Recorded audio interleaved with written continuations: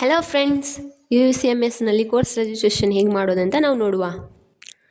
First ಗೂಗಲಲ್ಲಿ ಹೋಗಿ UCMS search ಮಾಡಿ. ಕೆಳಗಡೆ ಲಿಂಕ್ ಬರ್ತದೆ UCMS ಅಂತ, UCMS ಲಾಗಿನ್ ಅಂತ ಬರ್ತದೆ, ಅದನ್ನು ಕ್ಲಿಕ್ ಮಾಡಿ. ಅದರಲ್ಲಿ ಯೂಸರ್ ID ಹಾಕಿ, ಪಾಸ್ವರ್ಡ್ ಹಾಕಿ ಮತ್ತು ಕ್ಯಾಪ್ಚಾನ ಎಂಟರ್ ಮಾಡಿ. ಕ್ಯಾಪ್ಚಾ ಎಂಟರ್ ಮಾಡಿ ಲಾಗಿನ್ ಮಾಡಿ. ಲೆಫ್ಟ್ ಸೈಡಲ್ಲಿ 3 ಲೈನ್ಸ್ ಕ್ಲಿಕ್ ಮಾಡಿ. ಅದರಲ್ಲಿ ಅಕಾಡೆಮಿಕ್ ಸೆಟ್ ಮಾಡಿ. ಕೋರ್ಸ್ ರಿಜಿಸ್ಟ್ರೇಷನ್ ಕ್ಲಿಕ್ ಮಾಡಿ. ಕೆಳಗಡೆ ಕೋರ್ಸ್ ರಿಜಿಸ್ಟ್ರೇಷನ್ ಆಪ್ಷನ್ ಇದೆ, ಅದನ್ನು ಕ್ಲಿಕ್ ಮಾಡಿ. ನೆಕ್ಸ್ಟ್ ಈ ಥರ ಪೇಜ್ ಬರ್ತದೆ.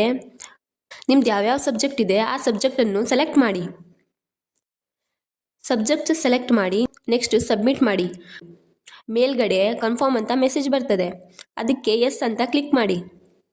ಸಬ್ಮಿಟೆಡ್ ಸಕ್ಸಸ್ಫುಲ್ ಅಂತ ಮೆಸೇಜ್ ಬರ್ತದೆ, ಅದಕ್ಕೆ ಓಕೆ ಅಂತ ಕ್ಲಿಕ್ ಮಾಡಿ.